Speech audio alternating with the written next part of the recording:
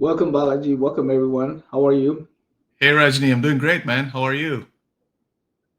Doing well, and it's always exciting. Every week there's something new, so I'm glad we got to connect and talk about it. But I want to start us off with the things that happened in the last week. I want to get your thoughts on it. Let's start with this: the leaked Google memo. Leaked Google So memo. I thought it Yeah. was interesting, right? Because we talked about it a little bit that the whole models are going to become more of a commodity, and if you have the data, and some has to prioritization to make it happen, right? We kind of touched that topic, but reading through that, basically what they said is OpenAI or BART did not have any kind of moat. The open source algorithms are catching up fast. It's filling the space. For example, stable diffusion, I think it's at this point better than Dali. Stable diffusion is open source, right? Um, so I don't know what your thoughts on where this is headed, but I feel like competition is good for the customer. But I want to know who's going to make money out of it, right? Who's really going to? So let me hear your thoughts about it. Right. I think, yeah, I saw the article come out. I think the feeling was always out there, right? Because we are, as consumers of this technology from the big tech, we started seeing this.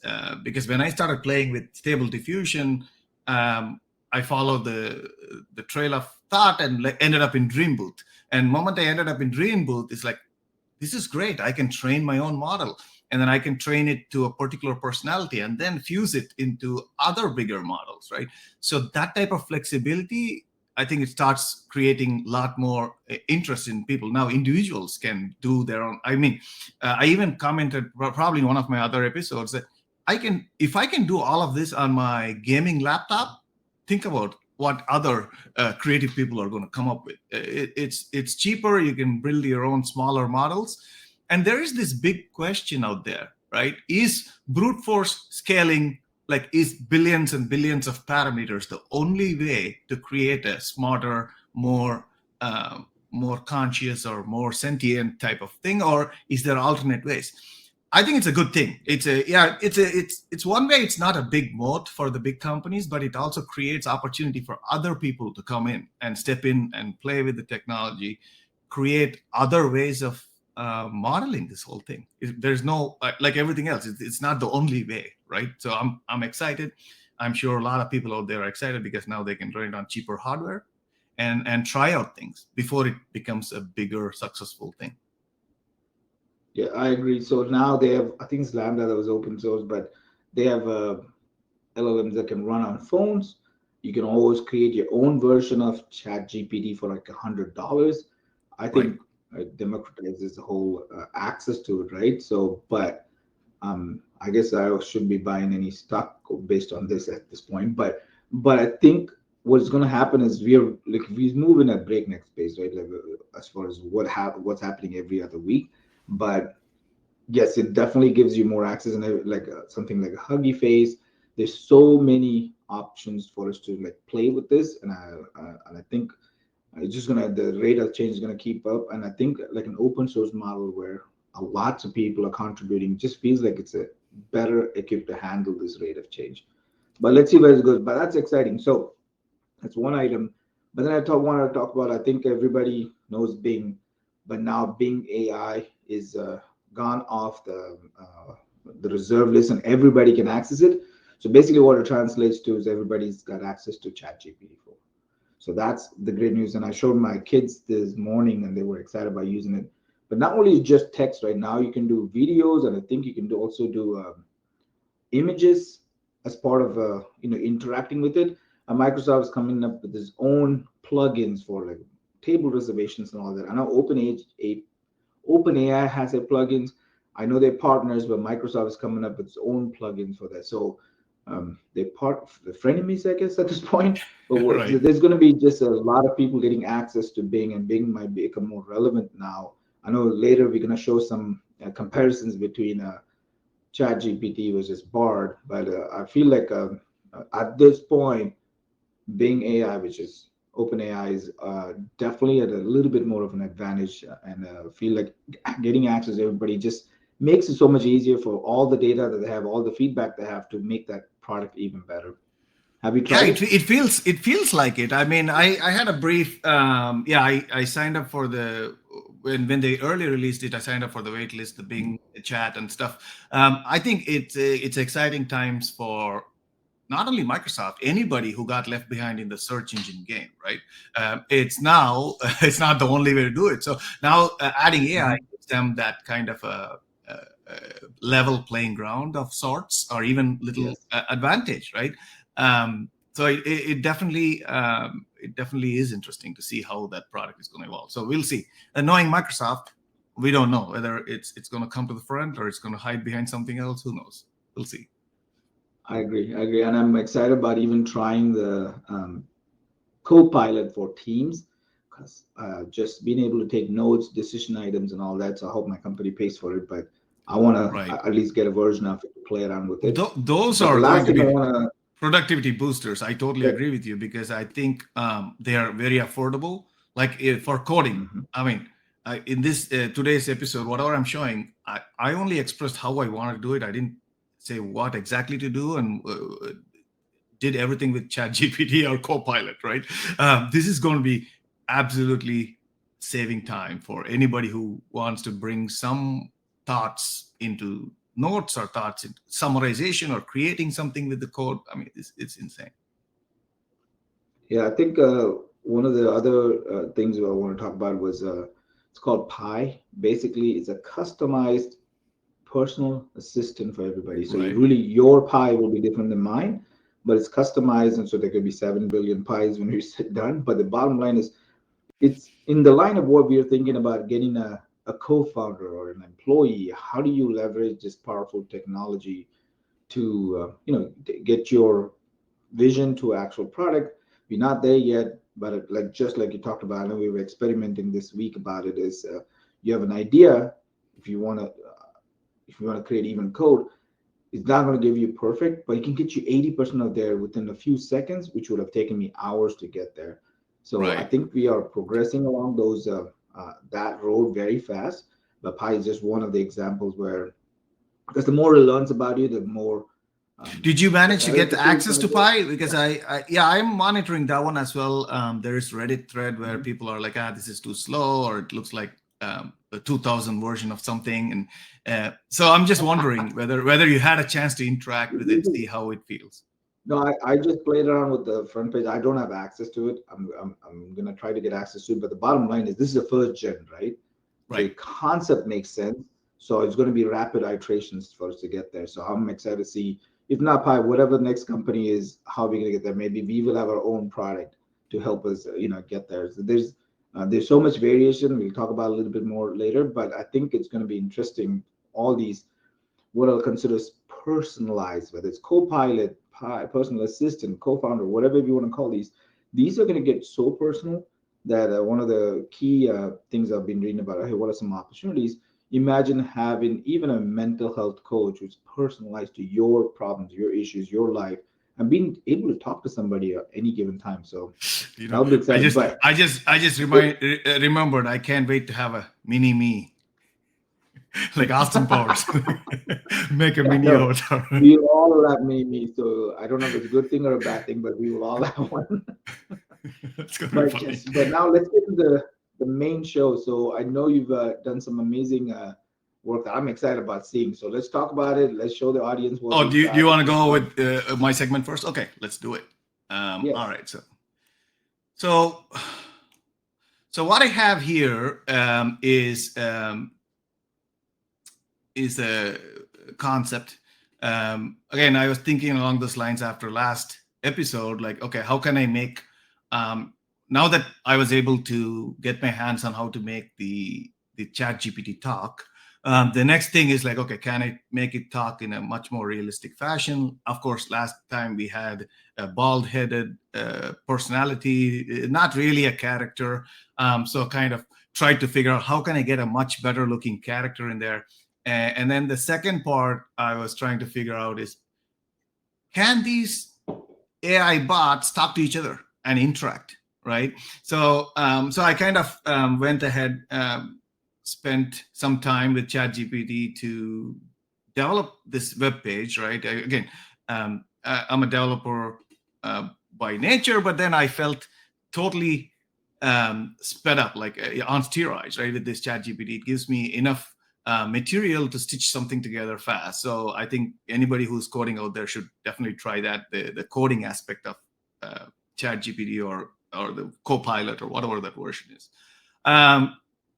So the flow, let's go through. So what you're seeing here is two characters, and the flow here is the web browser is going to take your speech through the HTML WebKit speech recognition. So it'll take your speech and it'll translate it to a text. So I'm going to start them off with a topic, and that'll be fed as text, and they will iterate between themselves. And I've given a prompt saying, hey, you both will debate on this topic, and then eventually after a few iterations agree on it, so that it doesn't go on forever, and then try to figure a plan of action. So that's basically the setup. So what's involved is speech to text, and then text to convert it to audio again, and then lip syncing with a video, and then bringing it back so it looks like a natural what do you call talking head. That's basically the flow, the pipeline that's involved in making all of this. It's not real time yet, but I think it's close enough. Like it's responding within a second or two, which is, I think, really good. That gives a feeling to me that maybe we are not very far away from actually having these talking heads in a very interactive fashion, right? It's only a second or two, you can see. So let's pick a topic. Rajni, what do you want them to talk about? Let's talk about if electrical vehicles are really eco-friendly. I like our new co-hosts. They look better than us, I have to say.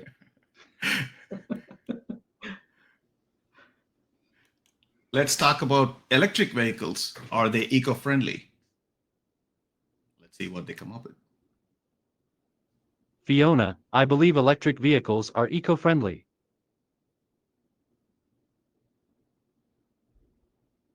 Max, I agree that electric vehicles are eco-friendly, but I think there are still some drawbacks to them. That's true, Fiona. For example, electric vehicles still require electricity to run, which is often generated from burning fossil fuels.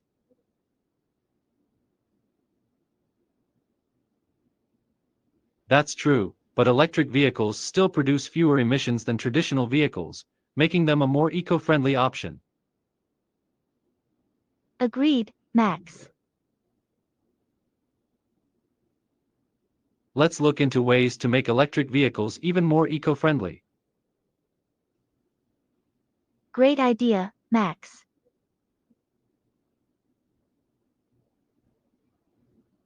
We can Okay. research renewable energy sources to power electric vehicles, making them even more eco-friendly. I'm going to stop them here. So essentially... Agreed, let's research renewable maybe energy sources to power electric vehicles. Maybe one more step left. All right, so I stopped. Please stop. Okay, so they stopped. So essentially, I made it such that I had to put in the code to stop them after a few iterations. I limit them to 5 iterations, so they go back and forth. So that's why they agreed on something and they stopped. Otherwise, they would have gone after each other, type of thing. What do you think? Are they presenting some valid points for you? You brought up this topic, so are you convinced? I mean, it was, first of all, just the two of them interacting blew my mind. But it's not like they do using garbage too, right? They are gibberish. They're actually making valid points. And I don't know, I'm lost of words of how cool that whole being able to interact. But to me, just application for something like this just blows my mind, because these are characters just came to life when you talk to them, and this could be great co-host. That's what I leave it at. So this is great. I love it. Exactly, and it could be again, there are several use cases that we can imagine from this, even with a single AI, which is a specialized agent, versus two that are interacting and coming up. And out there, I had this thought that maybe one of the days we'll go into a what do you call it, AI village, and they're all talking, and you walk in there and they turn around quietly and you are the outsider, right? That'll be crazy creepy, but Like I'm too far away. that's possible. One other variation I did. Let's see if it happens. Like I gave some movie characters, and they talked about it, and eventually ended up say, "Hey, let's go to a movie to decide." Right? I thought some My outcomes like man, this are Max. really fun to watch. I don't know whether they do it again because there's certain amount of randomness to these responses from these models. Even when you set the what do you call the temperature parameter to 0, there's still variability. But having said that, let's run through a couple of more if you have time. The other one I wanted to run was Lakers versus Warriors. Let's do that. Let's talk about Lakers versus Warriors. I think the Lakers have a better chance of winning this season. I disagree, Max.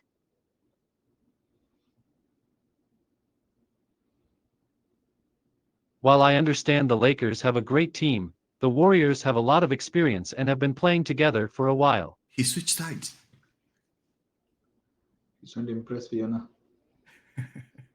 That's true, Max, but the Lakers have a lot of young talent that could give the Warriors a run for their money. Agreed, Fiona. Let's make a plan to watch the game and see who comes out on top. Sounds like a plan, Fiona. Agreed. Let's do it. Fiona initiated this date. Let's go. See? Let's go. They're ready to go. I mean, they need us anymore. Let's go watch the game, right? So this is what I'm talking about. Some variations are really interesting to see. So again, a lot of folk. Again, I didn't do much. But they still kept the. Yeah, they still kept going, right? And I didn't do any character. So this is the next step, right? So these are like very bland. Like they have different pictures, but behind it they don't have character aspects programmed, like prompted to them, right? That's the next thing, right? You can make one person behave certain way and the other person to behave certain way, and there's You can possibilities make here. Max a little bit more macho and her more dramatic, or the other way around. So you can give them personalities which will affect the way they respond to questions, right? Right. One can that would basically be a factual person. One is a experience-based person, or one is street smart, one is book smart, whatever. I mean, you can kind of come up with these combinations to make this all much more interesting. You just So, want to yeah. start creating YouTube web series of couples having arguments. You know what I'm saying? Like it blows my mind how much content, and every time it'll be different because of the randomness associated with it. That's right. It's so epic. And the memes and all kind of things that can come up with out of this, right? It's interesting. Yeah, that's pretty much. Let's do one more.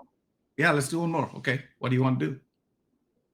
Let's compare actors, or Okay, do you want to do Indian, Hollywood, Yes. Bollywood? let's do Indian actors. Okay. Bollywood, yes. Let's talk about Amitabh versus Rajnikant. And we all know Rajnikant's a better actor. I think Amitabh Bachchan is the better actor. Oh, No, Max.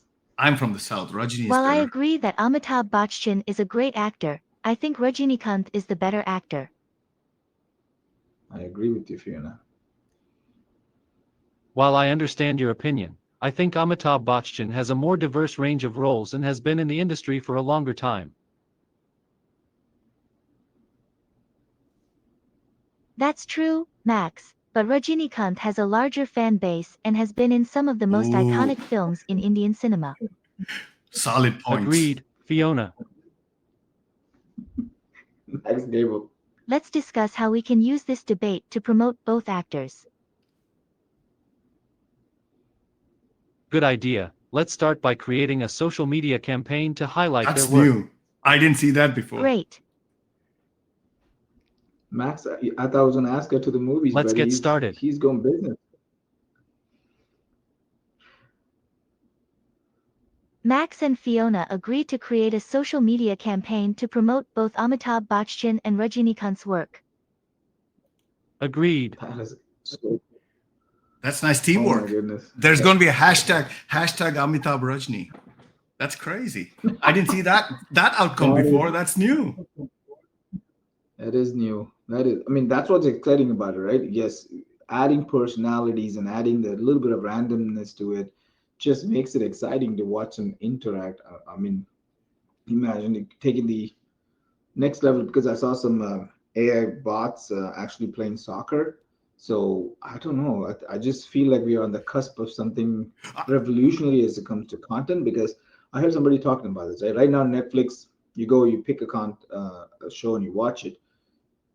Imagine it being you given a script. Today, I feel like watching a zombie movie that's set up in an Indian village and the main enemy is the government. I can just make stuff up, right? And it's a 30-minute show, 45-minute show, 3-minute show, whatever you decide, you give it the prompt, and your show is going to be much different than any other show because that's for you what you feel like. So I just feel like we are on the cusp of getting there with something like this. We're not there today, but I feel like we are running fast towards there where we already have unlimited content, but very customized content depending on what mood you are in, you can listen to. So that I think that's going to be I, exciting. I think we are thinking along the same lines, Rajni. I had two different thoughts when I went that way. Right. One thing is to summarize that thought is that I came to the conclusion the movies right now are a single video and 5 audio tracks for 5 languages. I think soon enough, there's already lip sync that works. The same lip sync that you saw here, it works with different languages.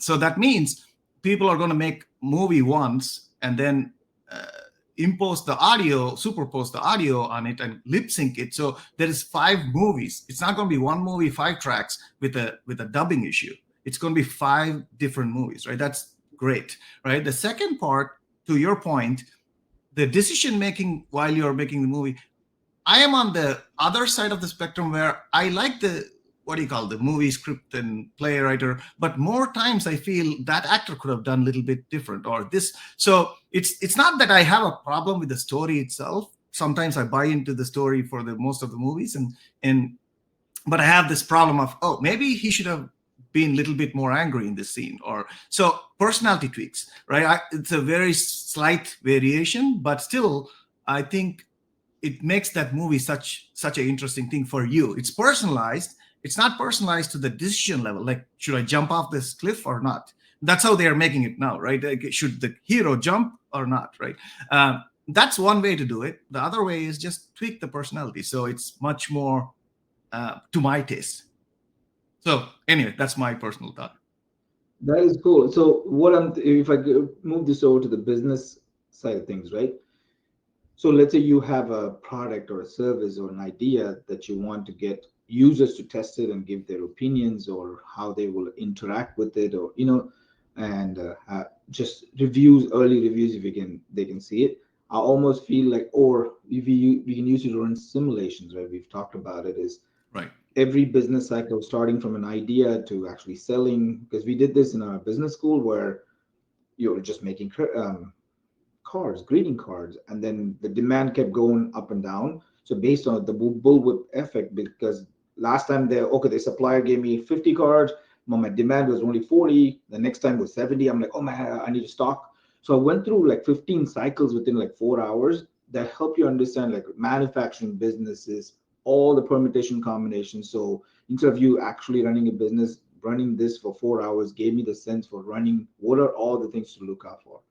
So having 2 users, let's say one of them is a supply here and Fiona becomes a buyer, they give you random inputs. You can run through simulations of ideas and stuff and understand a service Very business, a interesting. software business. Yeah, It would be an definitely interesting way to. yeah, interesting angle, right? I mean, yeah, this is again, like I said, I think the more people start looking at this, they can visualize just like you did. It's a unique viewpoint and how to actually marry this to businesses and their use cases.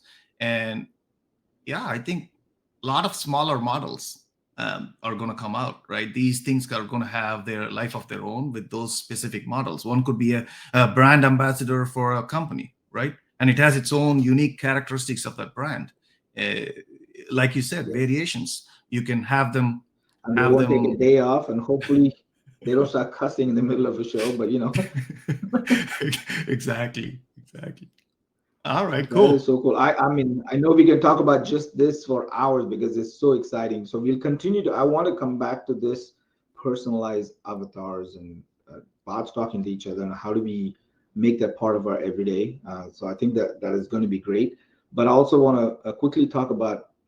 I know a lot of people are looking for jobs, right? So I said, okay, if I was looking for a job, what would I do, and what are some things you have to do? So the first thing everybody has to do is, okay, you haven't updated your LinkedIn in 10 years or 3 years or 5 years or whenever last, and then you have to update your resume to do it, right?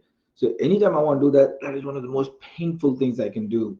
So I decided, okay, I'll go to two things. I had Bard open and I had a Chat GPT open, and I went in and said, I hope. So let me just show. There you go. Okay. So Rajni, So I'm a job seeker. one question before Huh? that. The jobs report Mhm. came in today stronger than expected. So it seems like the on the ground experience is different than what the market is reporting. Is that what you're saying? You're seeing more people look for jobs rather like, but on the other side, is it a trailing indicator? This is some confusion I have. Like the markets are reporting some things So and I people think are looking at something. correct. What is happening is a lot of people who are sitting on the sidelines for 2 years because they were getting grants and funding are now finding jobs. They don't want to do service jobs. They don't want to do the lower end jobs, but they're running out of cash, so they're taking jobs. So that's why you see the Interesting. 250K improvement, right? Interesting. So I think what's that? So there are folks who are sitting on the sidelines who didn't have jobs, who are actually getting money for free, which is more than what they could have made. Now that the money is running out, they are now taking jobs. So I think there's an uptick in there. But if you can hone in just on IT jobs, right? You've seen Google layoffs. I know a lot of people lay off, but a significant portion of these technical companies laying off have to do with project managers, developers. So if you go into LinkedIn and look for, I just looked into project managers, right? Any Right. job posted within 24 hours has like 400, 500 applications. So I know there are pockets Wow. that are more Okay. effective than others, right? Okay. But it's not like the job market is completely dried out. And again, I like to keep a pulse on this. So I talked to two recruiters and said, hey, how's the market, especially in Austin? Austin is supposed to be a good hotbed, right? So their feedback Right. was, don't quit your job until you find the next one, because the market in the last 6 months has gotten really bad, where this time is usually a big, because people have closed their or the Q January, and now is because all the business are funded with whatever the jobs for the year are, and they're actively hiring at this point, but we are low. So I think the reports are a little bit lagging behind. I feel like a lot of these folks who got laid off in January had like 3 months, 4 months severance. They're gonna all hit the job market. So I'm expecting summer to be really bad and then us getting better from there. So that's just my take on where we are. Thanks for that. Yeah, that's interesting to learn, right? I mean, yeah, because we look at the news feeds or the data that's coming through that, and then actual on the ground is different because some disconnect between the data. Okay, I learned something. Yeah, I think you'll eventually catch up. We just starting the decline right now. In 2, 3 months, it'll all be reality.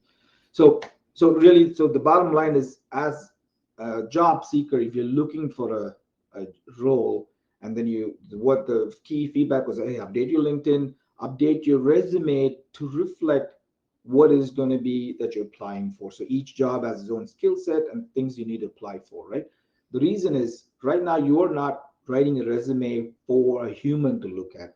You are writing a resume to be able to go through the ATS, which is the application tracking system. All of these, nobody is crazy enough to look at 500 applications shortlisted. So now systems are doing it, and so what we need to do is be able to, because usually we write a resume and that's what we use for the year or next year until you find another job, right? But right now, it makes more sense. At least the summary section of what you're applying for is customized to the job you're applying to. Is that a lot of work? Absolutely. What can help is something like a Chat GPT or Bard, right? So that's what I've said. Hey, I'm a job seeker. I want you to get a resume summary for this project manager role, and I copied and pasted the full job description into it, right? So that gives me an Right. idea about what is the company looking for. Again, I did not give them my background, but just the output from primary responsibility, qualifications, and then created, okay, 10 years of That's experience, a the focus, agile. Yeah, that's really an interesting way to look at it, because whatever these ATS systems are, I think they are going to get retrofitted with some sort of AI to start doing it their job better, right? And these are two prime options, and you're tackling that first, right? So you're saying, hey, if they're going to use at some point these kind of software, let's run it through this and see what they see, so we can better fit what they see. Interesting. Okay, I get Right. the idea. So Okay. if it's looking for these particular skills, I need 10 years experience. I should be able to manage cross-functional team, expertise in project management, agile technique. You know what I'm saying? Like these are the Right. keywords Right. that Bard was able to pull out for me, which means I'm assuming these are the keywords that the ATS system will be looking for. I think it'll be an iterative process, but you'll get a sense for, let's say you apply 10 jobs, 5 of them do well, so 5 of them don't, or first you don't use a chat GPT at all and you apply and then you do with it. I think the amount of interviews or at least phone screens that you get to would be a good indication of, is this process working for you? Absolutely. I take this all as a really good first step. So you can look at it and tweak it, Mhm. right? So I would be crazy if I take this and stick it in my resume, because that's going to be really obvious. But Yes. I get I get the idea. Yeah, absolutely. So that was from Bard, right? So this is the same thing I did. Okay, I'm a project manager, send this job, and then it gave me a more of a, not a bulleted point. It was very similar. It took they need 6 years of experience, 2 years of agile methodology. So it specifically called out, hey, I have 2 years of experience in healthcare, technology, analytics. So it uses very keywords from the job description to write a summary that either you can use it in your resume, use it in your cover letter, whatever it takes for you to customize every application, right? So to me, this process, if you do it for everything, would take hours.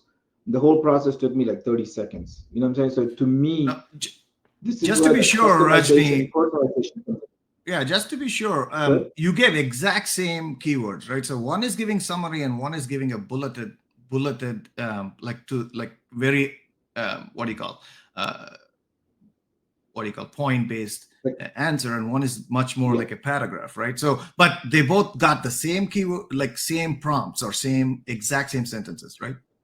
exact Nothing same different. prompts. Yes, Very interesting. correct. Okay, because I don't have access to Bard, so I just wanted to see how one reacts compared to ChatGPT, because I've been using ChatGPT for a while now. So Yeah, it is interesting. definitely, there is a difference. One of them, like you, I wanted to show you. I did some of this. So I one of the other ones I did was, okay, if they were going to use ChatGPT as your co-founder, let's say you wanted to be your marketing person, and I said, hey, how do you use? What do you use to reach out to a message on LinkedIn? Write an introduction message. You have a SaaS founder of a telecom business, right? So it Right, gives right. you a whole thing to write. Uh, and then I said, okay, I think this is where it was got interesting. Is I'm a founder. I've already got funding. What are the steps to start a new company? Because what we're thinking about is, if you had a That's going to be personal really assistant useful. and you Yeah. could build one, what give me step by step, and then if you can say, okay, these are the steps. Some of them you have to do it on your own. But what if they're writing a business plan, choosing leads, or register? Can they fill out some documentation for you? Like if you this was your to-do list, can we use Auto GPT, or can we make things happen where it helps you get some of these knocked out, right? So that was the intent of this particular prompt. But as you can tell, who got funding from a new company, steps to start a company, and OpenAI was able to give me like a set of things from insurance permits and how to develop your product, your brand, and the same question I asked. Let me just, sorry, I'm gonna scroll down. There was some other Bard coding stuff. system. Okay, Yeah. same question I asked Bard for that was for LinkedIn, but for Bard, when I say who has funding, I'm a 25-year-old who has funding, but what are the steps to start a company? And it came with a little different. It says, come up with a business idea, do your research, write a business plan. It understood the same question differently, but instead of has, if I change it to who got funding, that's the only word I changed. Then it says congratulations, and it goes down the path of, okay, now you have money, set up an entity, Interesting. permits. Now it's closer to Very similar. OpenAI, right? Right. Very similar. Yeah. So there's fundamental So differences in how one system understands versus another. So there's still some kind of a skill that's needed. Maybe that's what they call prompt engineering. You have to develop something specific to a system, because this is such a tiny change. I'm surprised that such a large difference shows up with a has to a And I got. think that's where it's interesting is prompt engineering is going to be key for us to get better at interacting with it, because your search, just one word, changed the entire output. That's And insane. again, That's OpenAI insane. with the same 2 words, it still came up with the same thing. So whether it's Bard, whether it's OpenAI, whether it's some third system, I think the more you play around with it, and again, most people might not have time, so not so like prompt engineering, prompt templates are all available now. That's a business now. People sell you some prompts that you can just copy and paste. I feel like prompt engineering will be a great skill to have if you're just starting out. Also, being able to, as a business idea, you can compile this and sell it as, hey, if you are looking for marketing prompts, here are some things. This is how you use it in Bard. This is how you use it in OpenAI chat. You know what I'm saying? So those are amazing options. So nobody ever has to start from zero. With their templates, with their prompts, you can already be 70-80% of there, and you put in your 20% of your thoughts, your opinions, and your customizations to make it your own. And I feel like that's going to help us move faster. Like, for example, if I was applicant applying for jobs, for me to make 10 different versions of your resume, first of all, I won't do it because I'll be lazy. But if you could do it, it would take me like 20 hours. Now I can do that in less than an hour. So I'm excited about that. Absolutely, all very insightful, Rajni. I think if I'm getting the overall theme here, it's I think you don't have to look for one big thing that solves all your problems, but there's a lot of these small incremental changes that are happening all over the place that probably start shaving 10 minutes here, 20 minutes there, eventually give back a full hour or two in your day. That's we have to start thinking, what are we going to do about that? How do we use that extra hour? So this is all very interesting to me, like the productivity tools to all the AI can do for us. And the cost is going to zero technically, because it's going to become a commodity. You know what I'm saying? So if you know this is coming and how it's going to help you, and you're not playing with it, you're missing out. But if you are playing with Absolutely. it, you have to be more immersive in it. And I feel like we are on the cusp of something incredible. And I feel like if you're in it playing with it, you'll find some opportunities for the next 10, 20 years that you can, whether it's your company, whether it's an idea that you want somebody else to invest in, whether you just for your own career growth, there is so many opportunities that I feel like everybody should be playing with it and get it. I mean, Yeah, I customize the agree. experience of what they're Especially since you showed me this has and a got difference, it implies that maybe I'll go back, because sometimes I play with it and I quit, right? I don't get the desired response. It just says that it could be just a little character here and there. You have to keep tweaking and tweaking. So it's an iterative process. You have to spend some more time because it's obviously there. You just haven't hit the right trigger to get there, right? That's what it you have to basically ask the says. right questions. Right. So Even on a Google search, I've noticed that I give my coworkers, hey, go find this, and I search. We both come up with different answers because we're trying to get to the same end result of, hey, I want to do a research, but the questions you ask makes a big difference. So big difference. Yeah. Keep the mind okay, curious and ask more questions, I guess. yes, but that was great, and I know we could talk about this for hours, but I want us to talk through more topics that we're going to have in the future. We're going to try to build on some of these AI agents that biology showed, come to you guys with more actual use cases that you can use today and in the near future. So we will see you next time. Thank you for everybody for listening. See you, Thanks, Balaji. everyone. Yeah, thanks, Rajni. Yeah, absolutely.